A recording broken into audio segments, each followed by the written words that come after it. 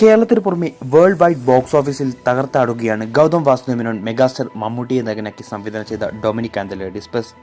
Law ഹൈപ്പിൽ വലിയ പ്രൊമോഷനൊന്നുമില്ലാതെ റിലീസ് ചെയ്ത ചിത്രത്തിന്റെ 2 ദിവസത്തെ എസ്റ്റിമേഷൻ വേൾഡ് വൈഡ് കളക്ഷൻ റിപ്പോർട്ടാണ് ഇപ്പോൾ പുറത്തു വന്നിരിക്കുന്നത്. അതുപ്രകാരം ഏകദേശം 7 കോടിയിലധികം രൂപയാണ് ചിത്രം 2 ദിവസം കൊണ്ട് വേൾഡ് വൈഡ് ബോക്സ് ഓഫീസിൽ നിന്നും നേടിയിരിക്കുന്നത്. ആദ്യ ദിനം 3 കോടിക്ക് മുകളിൽ വേൾഡ് വൈഡ് ബോക്സ് ഓഫീസിൽ നിന്നും കളക്ഷൻ നേടിയ ചിത്രത്തിന് രണ്ടാം ദിനം സ്ക്രീനുകളുടെ എണ്ണം കൂടിയതോടെ കളക്ഷനും കൂടി. ഇനി അവധി ദിവസങ്ങളിലെ ചിത്രത്തിന്റെ പെർഫോമൻസ് നോക്കി വീണ്ടും സ്ക്രീനുകളുടെ ഷോകളും വർദ്ധിക്കാനുള്ള തയ്യാറെടുപ്പിലാണ് അണിയർ പ്രവർത്തകർ. ആദ്യ 2 ദിവസങ്ങൾ അപേക്ഷിച്ച് 3-ാം ദിനം ഗംഭീര അഡ്വാൻസ് ബുക്കിംഗ് ആണ് കേരളത്തിലുടനീളം ഡൊമിനിക്കിനുള്ളത്.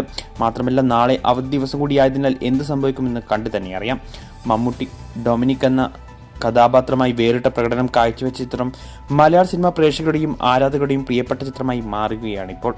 റിലീസിന് മുമ്പ് ഗൗതം വാസുദേവൻ പറഞ്ഞ പോലെ ഡൊമിനിക് എന്ന കഥാപാത്രത്തെ വെച്ച് ഇനിയും സിനിമകൾ എടുക്കാനുള്ള സ്കോപ്പുണ്ട്. അതുകൊണ്ട് തന്നെ ഈ കൂട്ടുകെട്ടിൽ ഇനിയും സിനിമകൾ സംഭവിക്കുമെന്ന് പ്രതീക്ഷിക്കാം. സിനിമ കണ്ടവർ നിങ്ങളുടെ അഭിപ്രായം കമന്റ് ചെയ്യൂ.